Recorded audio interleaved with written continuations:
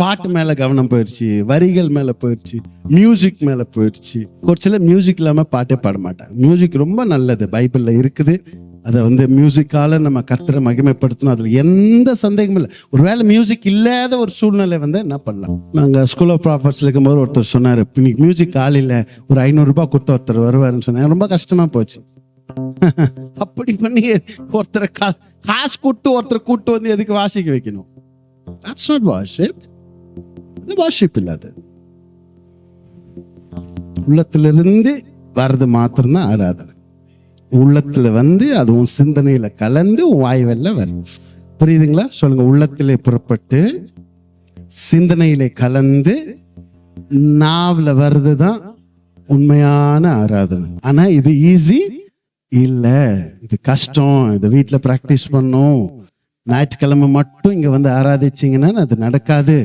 ஆராதனை என்பது ஒரு ப்ரோக்ராம் இல்ல. ஆராதனை ஞாயிற்றுக்கிழமை கொஞ்ச நேரம் பண்றல, இத்தனை மணில இருந்து இத்தனை மணிக்கு. It's not a program. ஆராதனை என்பது நம்ம வாழ்க்கையை தேவனுக்கு அர்ப்பணிக்கிற ஒரு நேரம். என் வாழ்க்கையே நீங்க தானே அவர்கிட்ட சொல்லுகிற ஒரு நேரம். நம்ம வாழ்க்கையை கர்த்தருக்கு ஒப்பு கொடுக்கிற ஒரு நேரம். கான்சிக்ரேஷன் அப்படின்னுவாங்க, கமிட்மெண்ட் அப்படின்னுவாங்க. ஹல்லேலூயா. இனி வர காலத்துல இதெல்லாமே சுத்தமா இல்லாமலே போயிருமோன்னு பயமா இருக்கு. கை தட்டுறது இல்ல ஆராதனை, டான்ஸ் ஆடுறது இல்ல ஆராதனை, கைகளை உயர்த்துறது, இதெல்லாம் நம்ம என்ன பண்றோம்னா ஒரு எக்ஸ்பிரஷன். புரியுதுங்களா? It's the expression of worship. That's not worship. கை தட்டுறதும் கை தூக்குறதும் ஆராதனை இல்ல. That's not worship. It's an expression of worship. ஆராதனையினுடைய ஒரு வெளிப்பாடு.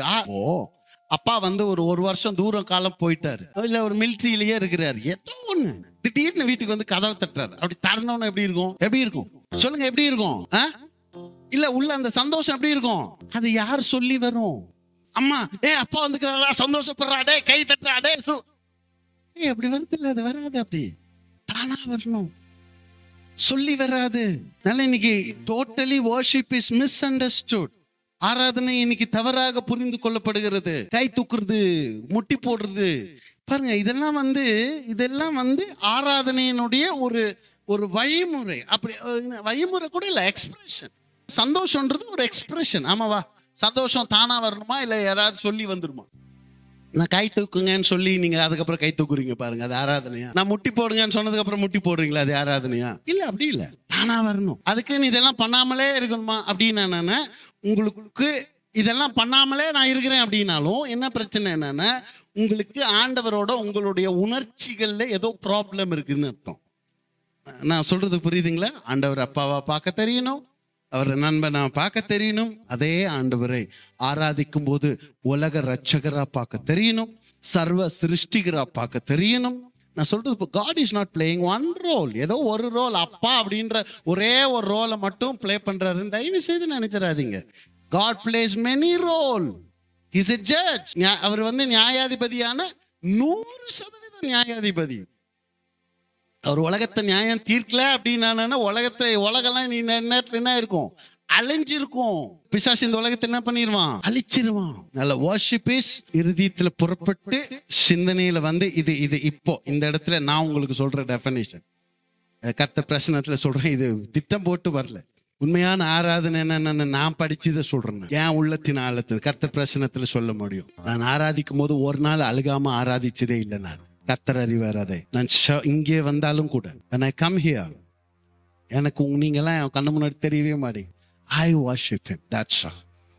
என்ன என் கையில ஒரு மைக் இருக்கு, உங்களுக்கு இல்லை, அவ்வளவுதான். கர்த்தர் அதை கொடுத்துருக்கிறாரு நம்பி நான் ஆராதிப்பேன் அவரை.